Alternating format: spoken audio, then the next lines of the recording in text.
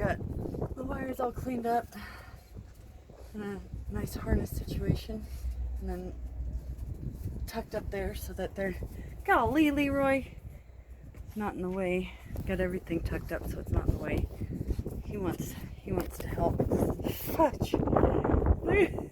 What are you doing to me? Please stop.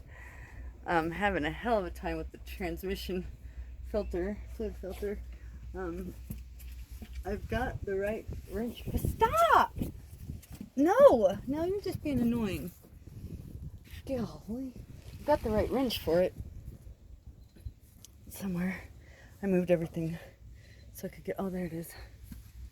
Behind the legal crack.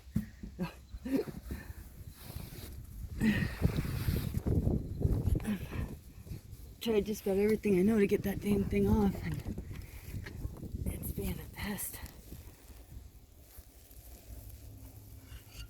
But this is the best tool to do it with, as far as I know. I've had this around for quite a while, and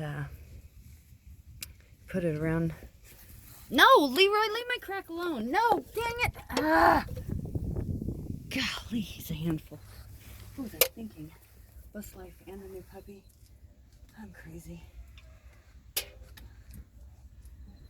Anyhow, so put it on the 1/2-inch drive, right, big old sucker, and then like that. And then correct me if I'm wrong, but I'm pretty sure this is the way you're supposed to do this.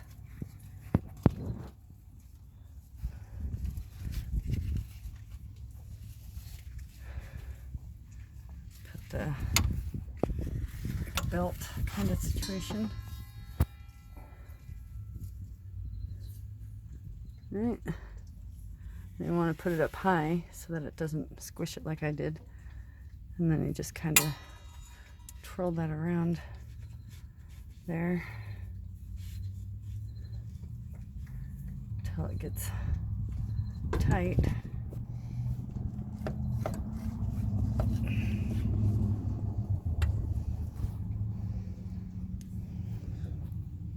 Something like that. And then I use my other hand to push this outwards. Otherwise, it kind of just does this number. But it's definitely not a one-handed job. So I'm not trying to get it off right now. I'm just trying to show you how that works. Anyhow, so how I decided to do my hyper cooler, got some good dope on there.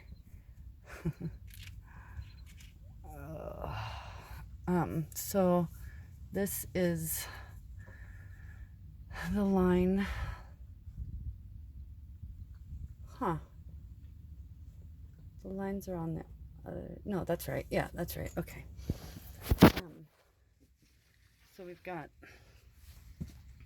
the line to the cooler and from the cooler. Make sure you cover your stuff with something so you don't get contaminants in there.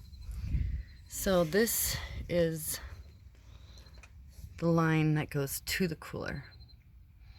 So I went, the transmission line will come from the transmission to here, through the filter, down there. These will be tucked up nice and neat. It'll go through there, and then through the new cooler, back around, and up to the stock cooler there. And then it'll come back on this line here, which I've tucked away right now, so it's out of the way, right here. And then that will get plugged in to right there. It says from the cooler. It's covered up, but it says from the cooler. Now my sensor was on the old transmission, was on the from the cooler line. I didn't want it there. I wanted it on the to the cooler line. So that I was getting a good reading of what the fluid was in the pan and in the transmission, not what was coming out of the cooler. I don't really care what the temperature is coming out of the cooler nearly as much as I care what the temperature of the actual transmission is, the fluid in the transmission. It was a tight squeeze. Definitely had to jack it up some. So yeah, that happened. And then I have that just in case. I don't know, makes me feel better. And then, I still gotta do 2. I only had money for 2 U-joints because they are $60 a piece. Because I wanted the Danas, the greasable Danas. So I'm on what I've called the U-joint payment plan and the carrier bearing payment plan. The carrier bearings are like $250 a piece. So let's see, there are 1, 2 of them. I thought there was 3. I guess there's only 2. Can't be right. No, there's 3. There's one on the other drive line. Where is it? There's another drive line out there that I've been cleaning up and fixing to put a U-joint on. So there's 3. So that's 2 for $6, $750 just in carrier bearings. And then there's 1, 2. Wait. 1. I don't remember how this goes now. My mind just went blank. I think it's 1, 2, 3, 4. Wait. Say 5 or 6 U-joints. So that's quite a bit of money, but well worth it to not fuck up my transmission again.